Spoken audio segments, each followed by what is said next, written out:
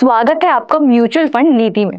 आज हम एक नए टॉपिक को एक्सप्लोर करने जा रहे हैं, रोबो एडवाइजर्स। आज की वीडियो में हम रोबो एडवाइजर्स के बारे में गहराई से समझेंगे। रोबो एडवाइजर्स वो ऑटोमेटिक सर्विस है जो ऑनलाइन फाइनेंशियल एडवाइस और पोर्टफोलियो मैनेजमेंट प्रोवाइड करते हैं, और वो भी बिना ज्यादा ह्यूमन इंटरवेंशन के। ये एल्गोरिथम्स और मशीन लर्निंग का यूज करते हैं। ये आपके फाइनेंशियल कंडीशन, रिस्क टॉलरेंस और इन्वेस्टमेंट गोल्स को एनालाइज करते हैं और फिर एक पर्सनलाइज्ड पोर्टफोलियो रेकमेंड करते हैं और मैनेज भी करते हैं। चलिए रोबो एडवाइजर्स के कुछ फीचर्स को देखते हैं। First, 24/7 accessibility.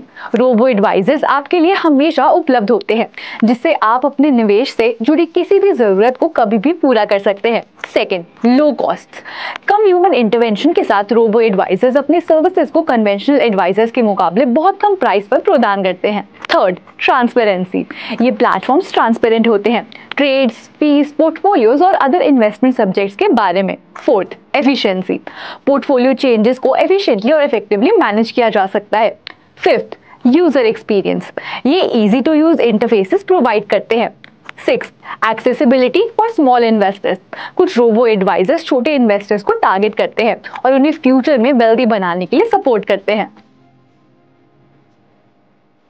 रोबो एडवाइजर्स के कुछ एडवांटेजेस को समझते हैं। फर्स्ट, लो फीस।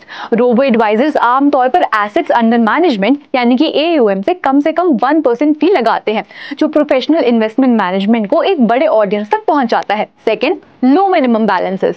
बहुत से robo advisors zero minimum balance requirement रखते हैं, जिससे छोटे निवेशक प्रोफेशनल मैनेजमेंट सर्विसेज को एक्सेस कर सकते हैं। Third, tax optimisation.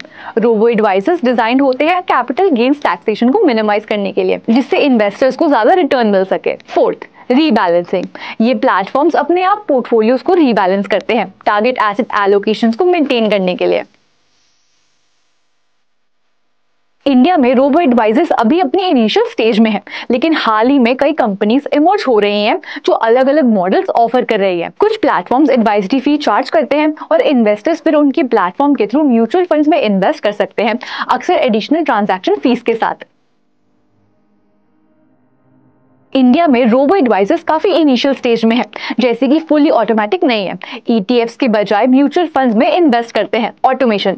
यूएस के फुली ऑटोमेटेड काउंटर पार्ट्स के ठीक ऑपोजिट भारतीय रोबो एडवाइजर्स को मैनुअल ट्रांजैक्शन इनिशिएशन की जरूरत है। Second, investment vehicles. US robo advisors passive ETFs में इन्वेस्ट करते हैं, वहीं भारतीय platforms primarily actively management mutual funds के उपयोग करते हैं। Fee structures. यूएस मॉडल के परसेंटेज ऑफ AUM के आधार पर नहीं, बल्कि भारतीय robo advisors flat fee charge करते हैं या कमीशंस अर्न करते हैं। Why are robo advisors not filling the gap?